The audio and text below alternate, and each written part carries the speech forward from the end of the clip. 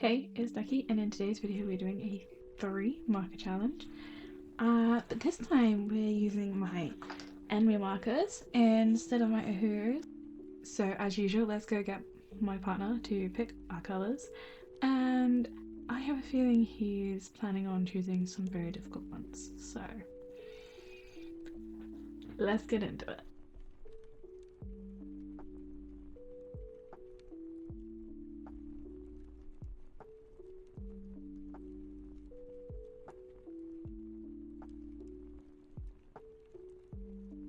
Okay, so these are the colours my partner picked out. We have the G1, V6, and R1. We're going to be in this sketchbook today, which I haven't used in a while, and I'm trying to use up some of these sketchbooks I've got open, so let's get on with it.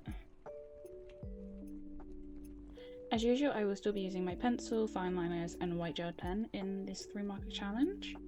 And I have literally no idea what to do, so I guess let's first just swatch them. So this is going to be a lot more difficult than an alcohol marker challenge because I can't really blend these together. I would possibly be able to blend them together if it wasn't so hot, but they are drying literally the minute they touch the paper because of how hot it is. Now I'm trying to think of what we can do with this colour palette, and obviously none of these are skin tones, so I think maybe we try and use the green to try and make a little alien lady. I don't know how that's gonna go. So for the fashion, I'm kind of thinking retrofuturism.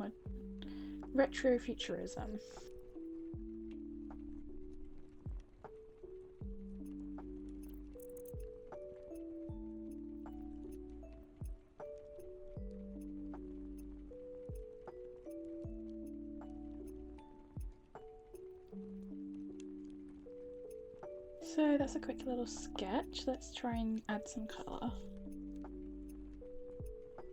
I've always found retrofuturism pretty cool. The ideas that they used to have for the aesthetic for the future was so cool and imaginative, and it makes the current minimal, bland, and basically just cheap to produce products and aesthetics especially boring and sad. It's also interesting to see how much they thought space travel would advance by now. Anyway, small sidetrack aside, I landed on retrofuturism because I felt like the colours suited the 70s hippie retrofuturism. I really tried to find the name for this style of dress/skirt, but I couldn't work out the correct way to describe it to find it out.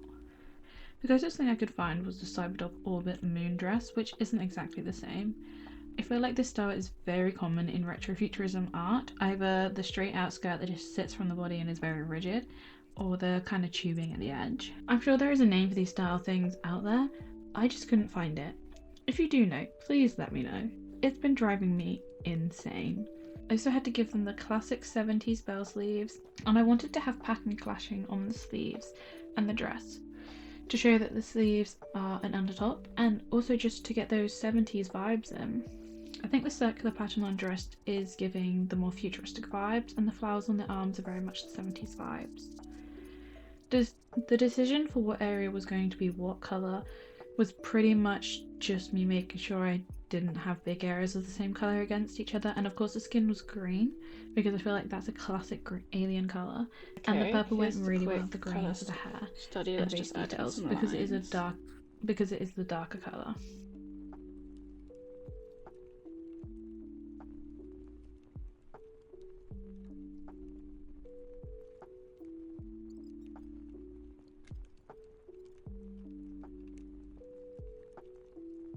I love this sketch. This idea. Let's move on. I'll do a sketch for the final piece and then I'll be back with you. Here's the final sketch. Let's get into inking it and colouring it.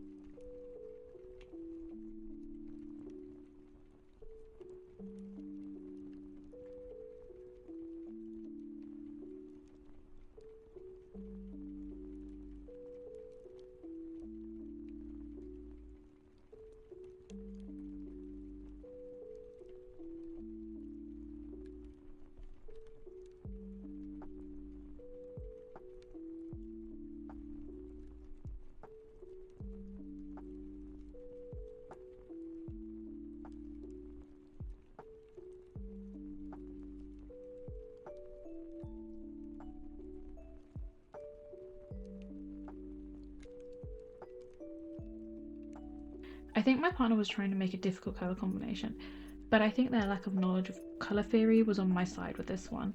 Red and green are widely accepted as complementary colours, but can often make things look Christmassy.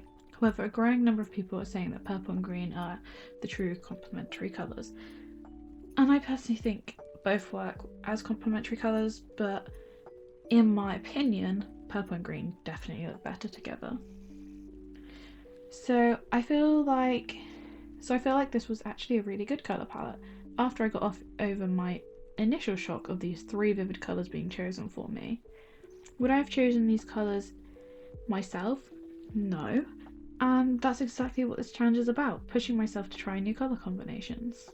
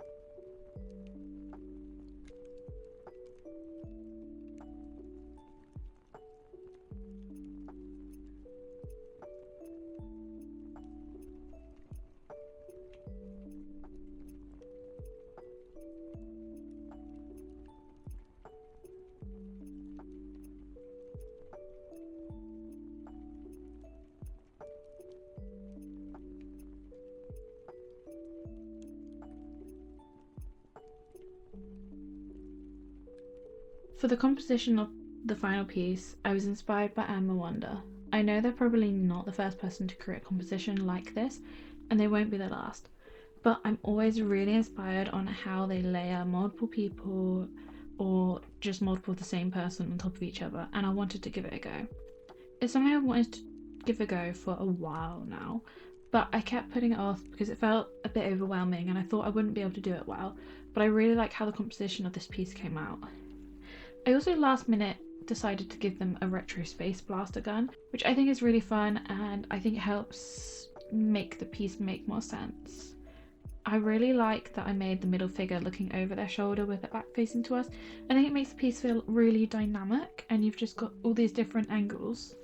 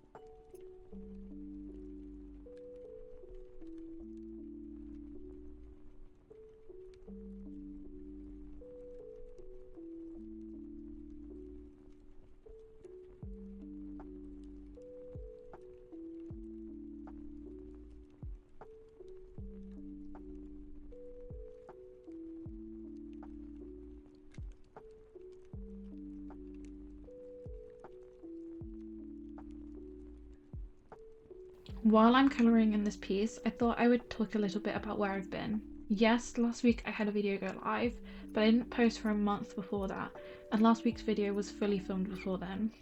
So I was in hospital for 3 weeks, and before anyone panics, don't worry, I'm fine. It was a planned inpatient treatment for my functional neurological disorder. I had planned to pre-film videos and get them all edited beforehand to continue uploading whilst in hospital, but life happened and that certainly didn't happen. I did have at least 1 or 2 videos filmed, but turns out trying to edit in hospital didn't work, so I gave up on that.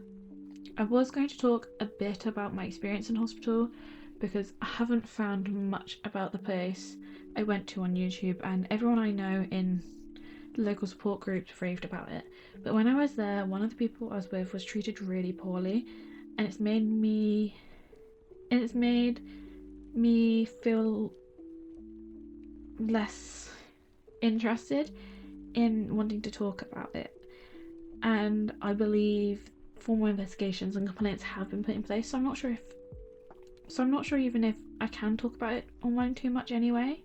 I will say that while there were a lot of downsides and one person was completely neglected, I did get some help that has helped me, and I have seen a small decrease in symptoms. A lot of the things put in place will help me more long term as long as I keep up with it. So it's difficult to say whether it was a good experience or not. But I also made some incredible friends that I don't think I will ever stop talking to, or I hope I won't ever stop talking to. It's great having people who completely understand what F&D is like. Anyway, this brings me to what has been going on since I left. I have not been able to keep up with the treatments because whilst I was in hospital we got a completion date for the sale of my nan's house. So I've spent the majority of the time since out of hospital completely overdoing and making myself ill. Luckily, whilst in hospital, I was able to get fairly ahead on digital sketches and some physical sketches, which makes getting back on track with videos a bit easier. Life is getting very overwhelming for me right now. The sale of my nan's house, it brought up a fair amount of emotions. It was my one unchanging safe place when I was a kid, and I spent a lot of time there. At one point in my childhood, I was there every other weekend because it was meant to be the weekend I saw my dad, but it was really my weekend with my nan. And knowing I'm never going back there was a scary realization, and it felt like it brought up all the memories of my nan dying again, which was difficult. Also, it means I will be moving house again at some point in the near future. Currently, I'm in my partner's family house, which we don't want to be here too long. Obviously, I don't know when that will be, which adds to the anxiety I'm feeling about change, because I hate uncertainty. Whilst this change is going to be such a good change, with neurodivergence, that doesn't matter. Any change, regardless of whether it's good or bad, really negatively affects me. So my mental health has been a little all over the place recently, and I know it's not really going to settle until I'm in a new house and I've settled there, which will probably take a little while. So I'm hoping I can get back on track with videos and get a bit of a backlog up so that when I do end up moving house, I have a bit of a buffer for the inevitable couple weeks of not being able to film because being busy and also being ill from overdoing it, because I know it will happen so many more times.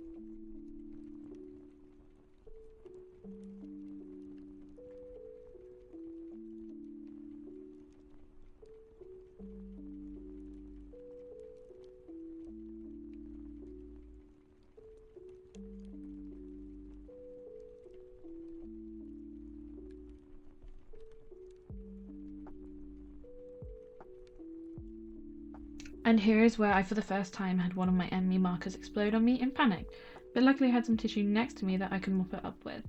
This hasn't made me less satisfied with these markers though, because I know if I was using my Poscas, it would have happened about 15 times in just this one piece. I did have to keep going over different areas purely because I kept going outside the lines on this one.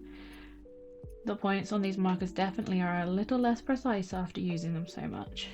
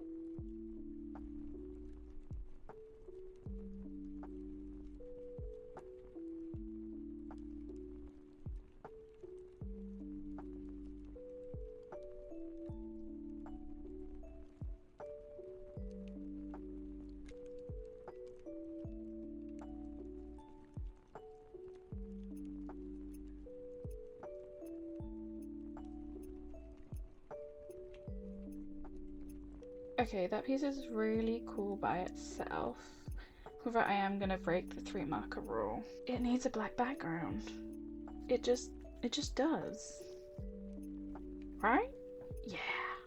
Yeah, I think so.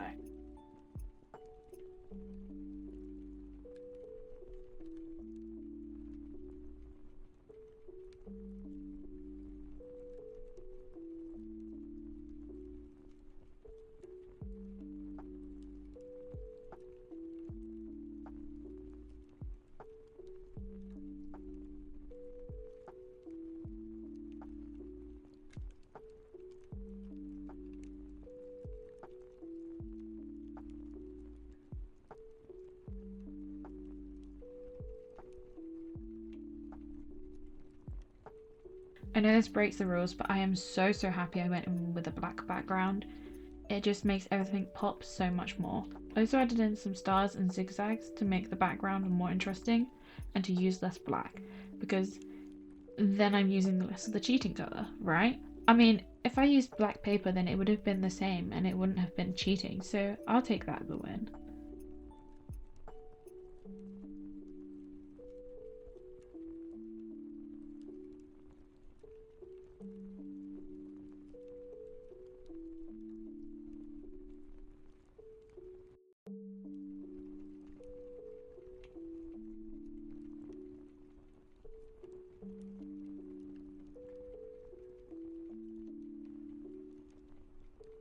I think the black really helped, even if it broke the 3. I didn't know you used brown. Black doesn't count, it's not a colour. What do you think? It looks really good. It came out a hell of a lot better than I was expecting with those 3 colours. I tried to make it as hard as possible for you. Honestly, it was difficult with an idea. Until I my brain just went, and then my brain just went retrofuturism, and I was like, I can do that. I do quite enjoy retrofuturism. Now, what I think we should do is another one, but with a mix of those pens and the other pens for another video for like further down the line. Oh, so what? So you do a hero markers and this? No, What you do? Yeah, a Hui's and those. What, and then do like 3 of each, or just 3 out of all of them? Maybe not doing it to 3, maybe doing it as 4, so we've got like 2 and 2. Yeah, that makes sense. Also, I was watching my beautiful friend Nikki's stream whilst doing this art. You should definitely check her out. She also has a YouTube channel now, which I'm so excited about.